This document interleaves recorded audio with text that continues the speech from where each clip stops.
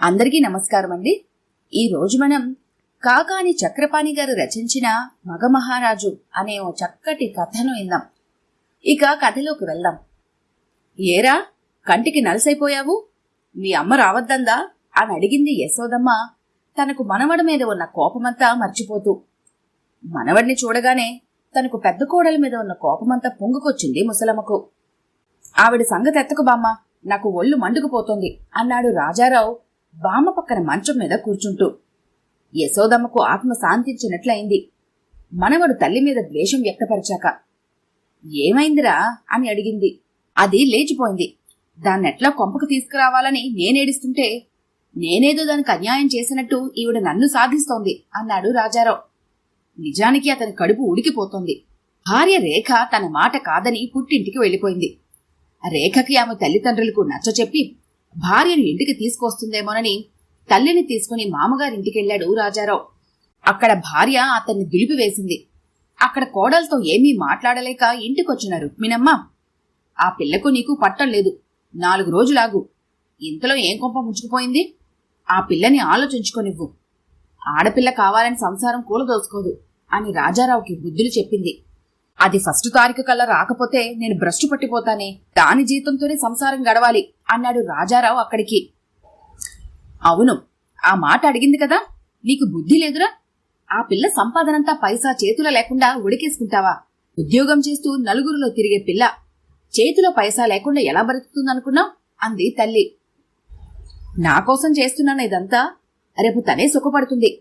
త్వరలో ఇల్లు సొంతమైతే ముందు చూపుతూనే సగం జీతం నా ప్రావిడెంట్ ఫండ్లో వేస్తున్నాను, సగం ఫ్లాట్ లోను కడుతున్నాను. ఇల్లు గడవాలంటే దాని జీతమే ఆధారం. అది డబ్బులు ఇవ్వకుండా పుట్టింట్లో వెళ్ళి కూర్చుంటే ఎట్లా? ఇంక మాట్లాడుకు. ఇవాల్టి బతుకు అధ్వానం చేసి రేపటి బతుకులో ఏదో స్వర్గం చూపిస్తానంటున్నావు అంది తల్లి అతనితో మాట్లాడటం ఇష్టం లేనట్టు ఇంట్లోకి వెళ్ళిపోతూ. తనిలా భార్య లేచిపోయి కష్టాల్లో ఉంటే ఏమాత్రం పట్టించుకోకుండా కోడలి వైపే మాట్లాడే తల్లి అంటే అతనికి అసహ్యం వేసింది. పైగా అతను రేఖనేమన్నాడు? పక్కలోకి రాని భార్యను ఏ భర్త మాత్రం భరించగలడు? అందుకే తనతో కోపంగా మాట్లాడితే వెళ్ళిపోవటమేనా? రేఖ పుట్టింటికి వెళ్ళిపోయాక ఆ 4 రోజులు తాను తల్లి ఇంట్లోనే భోజనం చేశాడు. ప్రతి నెల ఇచ్చే 2000 కాక తనకు అన్నం పెట్టినందుకు మరో 1000 ఇవ్వమంటోంది తల్లిప్పుడు. కొడుక్కు అన్నం పెట్టి డబ్బులు వసూలు చేసే తల్లి పట్ల తనకు కోపం కలగటంలో అన్యాయమేం లేదు అనుకున్నాడు రాజారావు. రేఖను ఇంటికి తెచ్చుకోవాలి. తల్లి రుక్మిణమ్మ తన వల్ల కాదని మొండి చేయి చూపెట్టింది. అందుకే అతను బామ్మ దగ్గరికి వచ్చాడు. ఎవరు? నీ పిల్లవేనా లేచిపోయింది? నాకు తెలుసురా, పెళ్ళప్పుడే దాని విరగబాటు చూసి నేను అప్పుడే అనుకున్నాను, మీ అమ్మలాంటిదే అది అని అంది యశోదమ్మ. లేచిపోవటం అంటే లేచిపోవటం కాదే, నా మీద అలిగి పుట్టింటికి వెళ్ళిపోయింది అన్నాడు వివరిస్తూ రాజారావు. అదేం మాయరోగం రా దానికి? చుట్టుపట్టుకు లాక్కు రాలేకపోయావా దాన్ని? అందుకే మొన్న ఈ మధ్య అమ్మని తీసుకుని వాళ్ళ ఇంటికి వెళ్ళాను. మా ఆవిడికి, మా మామకి, అత్తకి నచ్చచెప్పి కోడల్ని ఇంటికి తీసుకొస్తుంది అనుకున్నాను. రేఖ నా మీద ఇంతెత్తున ఎగిరిపడింది. నేను దాన్ని డబ్బు సంపాదించే యంత్రంలా చూస్తున్నానంట. దాన్ని పైసా తన అవసరానికి వాడుకొని ఇవ్వటం లేదట. ఆ బతుక్కు బతకటం కష్టం అంట, చావటం కష్టం అంట. తను మౌనంగా ఉన్నా నేను భరించలేనట, మాట్లాడినా సహించలేనట. నా ఇల్లు జైలట. అమ్మో, ఎన్ని మాటలన్నదని! నా ఇల్లైతే దాన్ని తాట వలిచేసేవాణ్ణి. మా నాయనే, మా బాబే, నిన్ను ఇన్ని మాటలన్నాక మీ అమ్మే నోరు విప్పలేదా? మా అమ్మ నోరు పడిపోయింది, పైగా నన్నే తిట్టిపోసింది. ఆ వంశమే అంతరా, అయిన వాళ్లకు ఆకుల్లోనూ కాని వాళ్లకు కంచాల్లోనూ పెట్టే బాపతు. ఇంకా అమ్మ వల్ల కాదే బామ్మ, నువ్వే నాకు సాయం చెయ్యాలి. అందుకే నీ దగ్గరికొచ్చాను. ఏం చేయాలో చెప్పరా నాన్న? నేను బతుకుందెందుకు? ఇప్పుడు నేనెవ్వరికీ పనికి రాకుండా పోయాను గాని మీ తాత బతుకున్న రోజుల్లో ఎంతమందికి ఎంత సాయం చేయలేదు. దాన్ని మన ఇంటికి తీసుకురావాలే అన్నాడు రాజారావు. లేచిపోయిందాన్ని ఇంటికి తెచ్చుకోవటం ఎందుకురా వాజమ్మ? దాని చుట్టూ తిరిగితే మనం ఆలుసైపోము. పట్టనట్టు ఉండు, అదే దిమ్మ తిరిగి వస్తుంది. అదేంటే బామ్మ, అమ్మ చెప్పినట్టే నువ్వు చెప్తున్నావు. రాజారావుకి బామ్మనెలా ప్రసన్నం చేసుకోవాలో తెలుసు. కోడలు ఎడ్డమంటే తెడ్డమనే రకం బామ్మ. చుంచుమొహంది, మీ అమ్మ సంగతి నాకు చెప్పకు. అప్పుడు చెప్పుకొచ్చాడు రాజారావు. రేఖ ఇంటికి రాకపోతే తనంత భ్రష్టు పట్టిపోతాడో, అప్పుల పాలైపోతాడో అని. చివరికి ఇంకో మాట కూడా చెప్పాడు. అమ్మ నన్ను పీనాసి వెధవ అంటుంది. మన డబ్బు మనం జాగ్రత్తగా ఖర్చు పెట్టుకోకపోతే ఎట్లాగే బామ్మ? పైగా ఈ నెల రోజులు నేను తన ఇంట్లో భోజనం చేసినందుకు అదనంగా 1000 రూపాయలు ఇమ్మంటోంది. చూడు ఎంత అన్యాయమో. చచ్చ, దాని సంగతి ఎత్తకు, నాకు ఒళ్ళు మండిపోతుంది. కొడుక్కి అన్నం పెట్టి డబ్బడగటానికి అది హోటలా? పైగా అది మీ నాయన సంపాదన.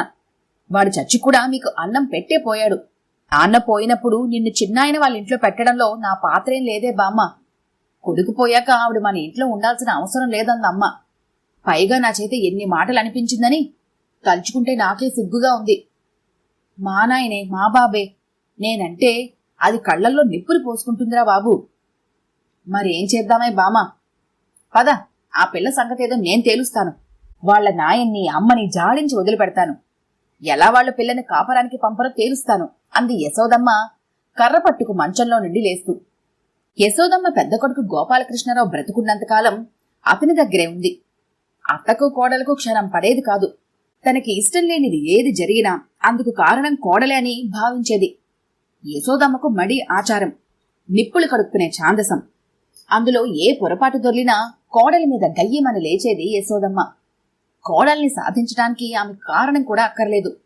రుక్మిణమ్మకు అత్తగారిని ఎదిరించాలి అనే ధైర్యం ఉండేది కాదు. పట్టలేనప్పుడు సన్నాయి నొక్కులు నొక్కేది. దాంతో యశోదమ్మ పేట్రేగిపోయేది. ఓ చిన్న ఉదాహరణ ఇస్తే అత్తాకోడలి సంబంధ బాంధవ్యాలు ఎలాగుండేవో మీకు అర్థమవుతుంది. ఓసారి దొడ్లో బావి పక్కన కూర్చొని జపం చేసుకుంటోంది యశోదమ్మ. అటుగా వచ్చిన ఓ కుక్క ముసలమ్మను చూసి పలకరించి పోదామనుకుని ఆమెని రాసుకుంటూ పక్కనున్న పిట్టగోడ పైకి గెంతింది. యశోదమ్మకు జపం భగ్నమైంది. కుక్క ముట్టుకున్నందువల్ల మైల పడిపోయిందనిపించి చచ్చినట్టు మళ్లీ స్నానం చేసి మళ్లీ మొదలంట జపం చెయ్యాలి. ఎంతకు కోడలు ఏం చేస్తున్నట్టు? అటుగా కుక్కని ఉసుకొలుపుతోందా? ఇంకేం పోయే కాలమే, మూలను కూర్చుని జపం చేసుకుంటున్న దాన్ని తాకి చచ్చాం. మా కోడల సన్నాసి నా జపం తగలట్టమని నిన్ను ఉసుగొల్పిందటే. నీ ముఖం మండా, నీకెప్పుడు చావు వస్తుందే అని కుక్కని దీవిస్తూ దాన్ని అదిలించింది. కుక్క ఆమె వంక ఓ క్షణం నాలిక చాపుకను చూసి ఇవాళ ముసలమ్మ మూడు బావున్నట్టు లేదు అనుకుని పక్కింట్లోకి గెంతి వెళ్లిపోయింది. వంటింట్లో ఉన్న రుక్మిణమ్మకు ఆ మాటలు వినపడ్డాయి. సమాధానంగా, మనుషులే నేను చెప్పినట్టు వినటం లేదు, ఇంకా కుక్కని ఉసుగొలపటం కూడానా నా బతుక్కి అంది కుక్క అనే మాటను ఒత్తి పలుకుతూ. కుక్క అత్త అనే ఆమె మనోభావం. ఆ పైన ఆమెను ఉసుగొల్పటం కూడానా అన్నది అంతరార్థం. కోడలి భావం గ్రహించిన అత్త ఇంక పేట్రెగిపోయింది. నన్ను కుక్క అంటావటే? ఈడుపు కళ్ళ మొహందానా? నువ్వు కుక్క, మీ నాయన గజ్జి కుక్క, మీ అమ్మ తంపుల మారి కుక్క అంటూ మొదలెట్టింది ముసలమ్మ. నన్నేమన్నా పడతాను, మా నాన్నని అమ్మని అన్నారనుకోండి పురుగులు పడిపోతారు అందరూ వినమ్మ వంటగదిలో నుండే. నేను పురుగులు పడిపోవాలా? మీ నాయన్ని అమ్మనేమిటే, అటు 7 తరాల్ని ఇటు 7 తరాల్ని కూడా అంటాను. కొంపలో కాస్తంత ప్రశాంతంగా జపం చేసుకునే అవకాశమే లేదాయే. మీ వాళ్లకి పొద్దున లేస్తే కూటియావ తప్ప దేవుడా పూజ కట్టుబండలా తీసుకోలేక నిన్ను తెచ్చుకున్నందుకు నాకు మా బాగా శాస్తి అయింది. నోరు తెరిస్తే చాలు అశుద్ధం, ఆ పైన పూజలు కూడాను అని చిన్నగా గొనుక్కుంది కోడలు. యశోదమ్మకు వినికిడి తక్కువగాని కోడలు ఎంత సన్నగా గొనుక్కున్నా వినపడుతుంది. ఒరేయ్, ఎక్కడ చచ్చావురోయ్? నన్ను చూసి కళ్లల్లో నిప్పులు పోసుకుంటోంది నీ పెళ్ళాం. వాజమ్మ, పెళ్ళాం నోరు మూయించలేని వాడివి. తల్లి అల్లం, పెళ్ళాం బెల్లమని ఊరికినే అన్నారా అంటూ లేచి కుక్క తాకినందుకు మైలుపడింది కనుక బావిలో బొక్కినతో నీళ్లు చేదుకుంటూ స్నానం చేస్తూ రచ్చసాగింది యశోదమ్మ. బకెట్లో నీళ్లు నెత్తిల చిలకరించుకుంటూ, నంగి వెదవ, తల్లి ఏమన్నా పట్టదు వాడికి అంది. ఈ గోల విని గోపాలకృష్ణరావు దొడ్లోకొచ్చాడు. ఏమైంది అమ్మా అనుకుంటూ. అయిందా? నేను పురుగులు పడిపోవాలట, నేను చస్తే నీ పెళ్ళం కళ్ళు చల్లబడతాయంట అని ఫిర్యాదు చేసింది యశోదమ్మ. నీకేం మాయరోగమే, అమ్మనెందుకు తిట్టావట అడిగాడు గోపాలకృష్ణరావు భార్యని. నేనేం ఆవిడని అనలేదు, కుక్క ముట్టుకుంటే నాదా తప్పు అంది రుక్మిణమ్మ. ఇంగనాచి కుక్కకు ఉసుగొలిపి నేను మళ్లీ మళ్లీ స్నానం చేస్తే దాని కడుపు చల్లబడుతుంది. ఒరే నాయనా, నేనీ కొంపలో క్షణం ఉండలేను, నన్నెక్కడికైనా పంపే, నేను నీ పెళ్ళాం చేతిలో బతకలేను అంది మళ్లీ జపం చేయటానికి పీట మీద కూర్చుంటూ. మీరు కాదు, నేను చావాలని చూస్తున్నారు మీరు, నా శని ఎప్పుడు విరగడవుతుందోనని. భార్య మాటలు పూర్తి కాకుండానే వచ్చి గోపాలకృష్ణరావు ఆమె జుట్టు పట్టుకుని వీపు మీద 2 పిడుగుద్దులు గుద్దాడు. నోరు మూసుకొని పడుండు, వాగావంటే ప్రాణం తీస్తాను, మా అమ్మంటే పడక చస్తున్నావు అని ఎప్పట్లాగే సమస్య పరిష్కారం చేసి వీధిలోకి వెళ్లిపోయాడు. రుక్మిణమ్మ ఏడుస్తూ వంటింట్లో కూలబడిపోయింది.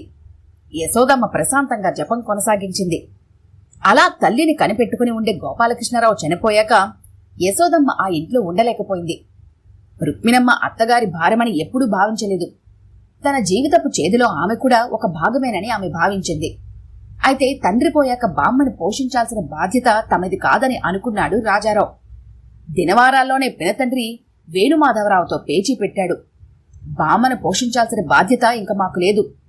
ఇన్నేళ్లు నాన్న ఉన్నాడు కనుక మేం మాట్లాడలేదు. నువ్వు బామ్మను నీతో తీసుకెళ్ళు బాబాయ్ అన్నాడు. ఆవిడ ఇక్కడే ఉంటానందిరా. పైగా మీ పిన్నికి ఆవిడికి పడదు అన్నాడు వేణుమాధవరావు. ఇక్కడ అమ్మతో పడి చచ్చిందా? ఆమె నోటినెవరు భరించలేరు. నాన్నతో సమానంగా నువ్వు ఆస్తి పంచుకున్నావు. అట్లాగే మా వంతు అయిపోయింది కనుక నువ్వు ఆవిడని తీసుకెళ్ళు. నువ్వంత ఖచ్చితంగా చెప్పాల్సిన పనేం లేదు. మా అమ్మ నాకేం బరువు కాదు అన్నాడు వేణుమాధవరావు. మరింకే మంచిది. యశోదమ్మకు చిన్న కొడుకు ఇంటికి వెళ్లటం ఇష్టం లేదు. చిన్న కోడలు సరోజ స్వయాన మేనకోడలే. ఆమెకు తగిన ఉజ్జి. అక్కడ కోడలు పుట్టింటి వాళ్ళను కూడా ఏమనటానికి వీల్లేదు. వాళ్లు తన పుట్టింటి వాళ్లు కావటం వల్ల. ఆ పైన వేణుమాధవరావు అన్నలాగా తల్లి చెప్పినట్టు విని నడుచుకునే వ్యక్తి కాడు. యశోదమ్మకు చిన్న కొడుకు ఇంటికి వెళ్లడం ఇష్టం లేకపోవటానికి మరో కారణం పెద్ద కొడుకు ఇంట్లో ఉండటం అలవాటైపోవటం. అయితే మనవడి దగ్గర ఆమె ఆటలు సాగలేదు. చిన్న కొడుకు ఇంటికి వెళ్లిపోవాల్సి వచ్చింది. అయితే తను ఆ ఇంటి నుంచి వెళ్లిపోవటానికి కారణం రాజారావే అయినా తన పెద్ద కోడలు కొడుకు చేత తను బయటికి పంపించినట్టు చేసిందని యశోదమ్మ భావించింది. ఇది వాళ్ల గతం. నాయనమ్మ భరోసా ఇచ్చాక రాజారావు ఆనందంతో ఉబ్బి తబ్బిబ్బయ్యాడు. అతనికి బామ్మ సంగతి బాగా తెలుసు. తల్లిలా నాంచుడు బేరం మనిషి కాదు. అటో ఇటో తేల్చి పారేస్తుంది. కనుక రాజారావు నాయనమ్మను తీసుకుని సాయంత్రం 6 గంటల ప్రాంతంలో మామగారింటికి వెళ్లాడు. అక్కడికి వెళ్లేటప్పటికీ రేఖ, రామారావు, అరుంధతి టీవీ చూస్తున్నారు. అల్లుడిని అతని నాయనమ్మని చూసి రామారావు టీవీ కట్టేశాడు. రండి బామ్మగారు, చాలా దూరం వచ్చారు, సంతోషం అన్నాడు రామారావు. నీ సంతోషం చట్టబండలైనట్లే ఉందిలేవయ్యా. కూతుర్ని కాపురానికి పంపించకుండా ఇంట్లో పెట్టుకుంటే ఏమనాలంట అంది యశోదమ్మ సోఫాలో కూలబడుతూ. అదేదో వాళ్ళు తేర్చుకోవాల్సిన విషయం. ఇందులో నేనేం తలదూర్చలేను అన్నాడు రామారావు. తలదూర్చును అనేవాడివి పెళ్ళెలా చేశావు? పిల్లకు తెలియకపోతే నచ్చజెప్పి కాపురానికి పంపించాల్సిన బాధ్యత తల్లిది, తండ్రిది. కిమ్మని కూర్చుంటే ఏమన్నట్టు? మీ మనవడు దాన్ని సరిగ్గా చూసుకుంటే అది కాపురం ఎందుకు చేయదు? మొగుడు తిన్నగా ఏలుకుంటే ఏ ఆడపిల్ల పుట్టింట్లో కూర్చోదు కదా అంది అరుంధతి. తిన్నగా చూడక ఏం చేశాట? చోద్యం. ఇంకొకరెవరైనా అయితే పిల్లాడికి పాటికి మరో పెళ్లి చేసేవాళ్లు. వాడికే మగమహారాజు. మీ పిల్ల కాకపోతే కో అంటే కోటి మంది. చేసుకోమనండి, నేనతనితో కాపురం చేయను అంది రేఖ. చూసావటయ్యా నీ కూతురు బరిదెగించిన మాటలు. మీ అన్న లేకుండానే ఆ పిల్ల ఆ అప్రాచ్యపు కూతలు కూస్తోందా? మొగుని వదిలేస్తానని అది అంటూ ఉంటే హవ్వా ఎవ్వరూ మాట్లాడరే. బావుంది, బలవంతాన కాపురం చేయిస్తారా? ఎందుకు చేయించును? చేయిస్తాను. చెమడా లెక్కదీసి చేయిస్తాను. అమ్మా, పొగరమోత్తనంలో మీ అత్తకు తగిన దానివే. ఏమిటండి పెద్ద మాట్లాడుతున్నారు? అసలు మీరెవరూ నన్ను శాసించటానికి అని అడిగింది రేఖ కోపంగా. నీ మొగుడు నాయన్ని కన్నదాన్ని నన్నే ఎవరంటావా? ఇది చూస్తూ మీ అమ్మా నాయన నిన్నకుంటారా? అడిగేవాడెవడు లేకపోతే ఇన్ని వేషాలైనా వేస్తారు మీరు. ఆ వేషాల సంగతేమిటో సరిగ్గా కనుక్కోవే బామ్మ అన్నాడు రాజారావు పుల్లవేస్తూ. ఏమిటి ఆవిడ కనుక్కునే వేషాలు? అడిగింది రేఖ రాజారావును. రంకు సాగితే మొగుడెందుకని ఎన్ని వేషాలైనా వేస్తావు నువ్వు అంది యశోదమ్మ మనవడిని మాట్లాడనీయకుండా. ఏమిటి న్యూసెన్స్ మా ఇంటికొచ్చి? బయటకు నడవండి అంది రేఖ. యశోదమ్మ సంగతి తెలియని రేఖ పొరపాటు చేసింది. రేఖ బయటకు నడవమనగానే విపరీతమైన ఆగ్రహం వచ్చింది ఆమెకు. నడుస్తానే, ఇంతలో మిమ్మల్ని వదిలిపెడితే నేను యశోదమ్మనే కాను. నీ పిలిచి మిమ్మల్ని యాగే చేసి కాని కదలను. మొగుని బయటికి నడవమనే బరితెగించిన ఆడదాన్ని నేను మరెక్కడా చూడలేదు. మాటలని ఆమె హాలు దాటి ఇంటి వసారాలోకి వచ్చింది. ఇదిగో అమ్మలు, అయ్యలు, ఇక్కడ గుట్టుగా సంసారాలు చేసుకునేవాళ్లు లేరా? ఈ కొంగుజాటు రామారావుకి వాడి బరిదగించిన కూతురికి బుద్ధి చెప్పేవాళ్ళెవరూ లేరా? పెళ్లి చేసి పిల్లని కాపరానికి పంపకుండా ఇంట్లో ఉంచుకున్న ఆ పెద్ద మనిషికి మీరేనా వచ్చి గడ్డి పెట్టండి. మొగున్నొదిలేసి వచ్చిన ఆ పిల్లని మీరెలా భరించగలుగుతున్నారు? మీ ఇళ్లల్లో ఆడపిల్లలు లేరా? వాళ్ళు ఇలానే చేస్తున్నారా అంటూ పెద్దగా అరవసాగింది యశోదమ్మ. ఇంటి పొరుగు వాళ్లు కాంపౌండ్ వాళ్ళ మీద నుండి చోద్యం చూడసాగారు. రామారావుకు సిగ్గుతో ముఖం వాలిపోయింది. తమ పరువు తీసిగాని వదలదన్న భయం పట్టుకుంది అరుంధతికి. మొగుడితోనూ అత్తతోనూ నెగ్గుకొచ్చింది కాని ఈ ముసలమ్మతో వేగటం కష్టమని గ్రహించింది రేఖ. అరుంధతి వసారాలకు వెళ్లి, బామ్మగారు లోపలికి రండి, మనం మాట్లాడుకుందాం.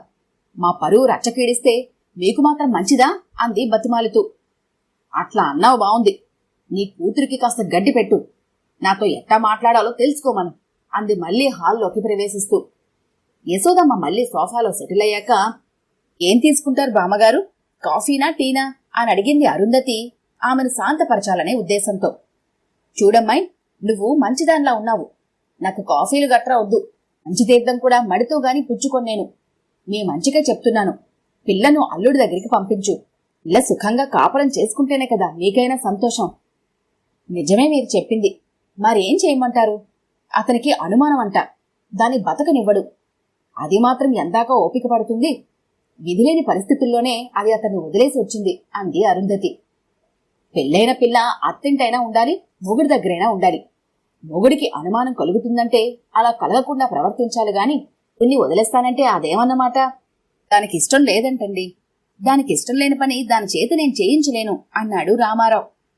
బావుందయ్యా, కూతురు సొమ్ము తినమరిగావు. అంతకంటే నువ్వేం చేస్తావు? దాని సంపాదన నేను పైసా ముట్టను. ఆడపిల్ల సంపాదన మీద బతికే కర్మ నాకు పట్టలేదు. పెళ్లైన పిల్ల తండ్రి తిండి తింటూ తండ్రి ఇంట్లో ఉండటం మాకిష్టం లేదు. పిల్లదానికిష్టం లేదంటున్నారుగా. ఆ వాడు నెల నెల ఇంత భరణం ఇస్తాడు, అది తిని బతకమనండి. బామ్మా, నువ్వేం మాట్లాడుతున్నావో నీకు తెలుసా అన్నాడు రాజారావు. నువ్వుండరా కుంక. నీ పెళ్ళం ఎవడు కూడా తిని ఎందుకు బతకాలి? మనకెంత అప్రతిష్టది. నాకేం భరణం అక్కర్లేదు. నా తిండి నేనే తింటాను, నాకెవరూ పట్టక్కర్లేదు అంది రేఖ. నీ తిండి నువ్వు తింటే నీ మొగుడికి ఎవరు పెడతారే అని అడిగింది ముసలమ్మ. నా మొగుడికి భరణం నేనే ఇస్తాను. ప్రతి నెల 3,000 నేనే ఇస్తాను. వచ్చి తీసుకువెళ్ళిపోమ్మనండి. అమ్మో, అహంకారానికి ఏం తక్కువ లేదు. కబుర్లు చెప్పగానే సరిపోదు. యశోదమ్మ ఆ మాట అనగానే రేఖ విసివిసా తన గదిలోకి పోయి 3,000 తెచ్చి ముసలమ్మ చేతిలో పెట్టి, ఇక వెళ్ళండి, నేనిచ్చే భరణం తిని బ్రతకమనండి మా ఆయన్ని అంది. సంతోషం, ఇవాల్టికి వదిలేసి వెళ్తున్నాను. మనసు కుదుటిపరుచుకొని మొగుడితో కాపురం చేసుకో. నీ మంచికి చెప్తున్నాను. వాడు మగ మహారాజు. మరోది ఎవత్తైనా వచ్చి వాణ్ణి కళ్ళకద్దుకొని చేసుకుంటుంది అంది లేస్తూ. మనవడు బామ్మ వెళ్ళిపోతుంటే ఆశ్చర్యంగా చూస్తూ ఉండిపోయారు రామారావు దంపతులు, రేఖ. నీకు అర్థమైంది కదా నాన్న, అతనికి కావాల్సింది నేను కాదు, నా డబ్బు అంది రేఖ. వీధిలోకి వెళ్ళాక అడిగాడు మగమహారాజు బామ్మని. ఇదేం బేరం చేశావే బామ్మ? దాని జీతం 10,000 ఉంటుంది. కనీసం సగమైనా రాబట్టకపోయావు కదే అని. భరణం అంతకంటే ఎవరిస్తారోయ్? సర్లే, ఇందులో ఓ 1,000 నేను పుచ్చుకుంటున్నాను. ఎప్పటి నుండో బామ్మకు బట్టలు కొనలేదని ఇదైపోతున్నావు కదా. నీ మొదటి నెల భరణంతో బామ్మకు బట్టలు కొనిపెట్టాననుకో అంటూ 2,000 తీసి అతని చేతిలో పెట్టింది. ఇది దుర్మార్గమే బామ్మ. నాకు రావాల్సిన దాంట్లో 3వ వంతు కాజేసి నువ్వు బాగుపడవు అన్నాడు రాజారావు. నువ్వు సంపాదించింది కాదు కదరా వాజమ్మ, నా నోటి నైపుణ్యంతో సంపాదించి పెట్టాను. వకీలుకైతే ఫీజిచ్చుకోవు. పెళ్ళాం భరణం తిని బతికే చెమట వెదవ్వి. ఇంక మాట్లాడుకు, నాకే సిగ్గేస్తోంది. బామ్మ మిగతా డబ్బు ఇవ్వదని అర్థమైపోయింది మగమహారాజుకి. భరణమన్నా మరేమన్నా డబ్బు విషయంలో సిగ్గుపడాల్సింది ఏమీ లేదని అతనికెప్పటి నిండో ఉన్న అభిప్రాయం. తండ్రి ఉద్యోగం చేస్తున్నందుకు అతను సిగ్గుపడలేదు. లంచం పుచ్చుకుంటావటయ్యా అని ఆఫీసర్ అడిగినందుకు అతను సిగ్గుపడలేదు. సిగ్గు ఎక్కువ లేకుండా సంపాదించేదే డబ్బు అని అతని నమ్మకం. ఎటొచ్చి మరింత భార్య నుండి గొంజలేకపోయింది అన్నదే అతని దుగ్ధ. బామ్మ సంతోషంగాను, మగమహారాజు విచారంగానూ ఇంటి తోవ పట్టారు. ఈ కథ గంట మీకు నచ్చినట్లయితే లైక్ చేయండి, షేర్ చేయండి. మరిన్ని ఇంట్రెస్టింగ్ కథల కోసం మా ఛానల్ని తప్పకుండా సబ్స్క్రైబ్ చేసుకోండి.